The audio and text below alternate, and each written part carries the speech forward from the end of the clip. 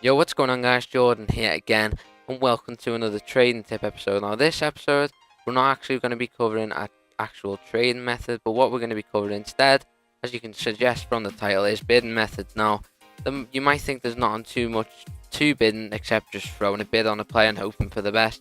But I do believe that there are three that I know of bidding methods that you can use, and it can help actually win players. Now, the first one I'm going to use is if you find a player who is going for, let's say, 2 to 3k less than his cheapest buy it now on an open bid with not so many seconds left, what you want to do is you want to jump in price by, I don't know, let's say in this case he's going 3k less than his cheapest buy it now, so I just threw on a 2k bid, and what that does is that's going to scare off people because people think you have the money to just keep on bidding, and people might think you actually want that play because you've jumped up in price so much.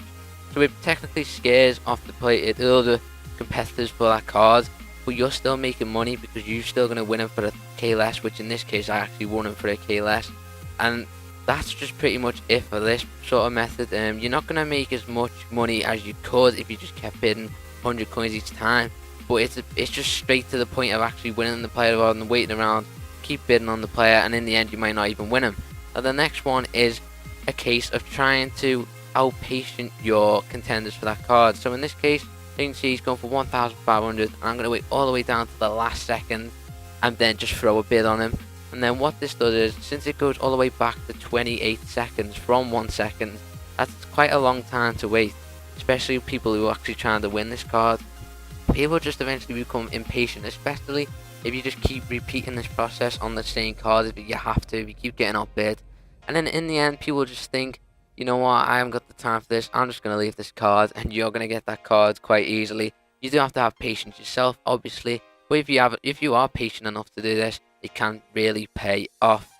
Now, the next one you'll see on the screen. Now, I actually managed to put this guy up for a K more, so that worked quite effectively, that method. Now, the next one, and the final one, it's a bit more obscure, it's a bit more random, but I haven't really used it as well, but I do think that it could work. Now, what you're going to do is, as bizarre as it sounds, you're going to try and outbid yourself. So you're going to throw a bid on a card, and then you're going to outbid yourself maybe at 5 seconds later if you don't get outbid.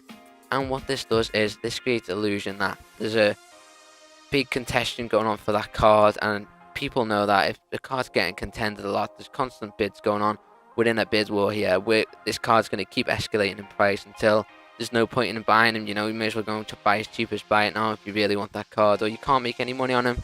So people get the idea that this bidding war is going on, and then in hindsight it's just you bidding against yourself, and you're the only player looking for that card, and you can easily pick him up, like in this case I do. But other than that, guys, I know it's been a short video, but these are my three bidding methods that I'm going to give you.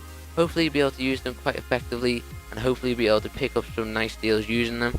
They're not miracle methods, they're not going to always pick you up some good deals, but do try and use them from now and then, and you'll be surprised, you might actually pick up some really great deals that I have using them in the past. But until next time, guys, peace, and leave a like as always. Hope you enjoyed, and bye.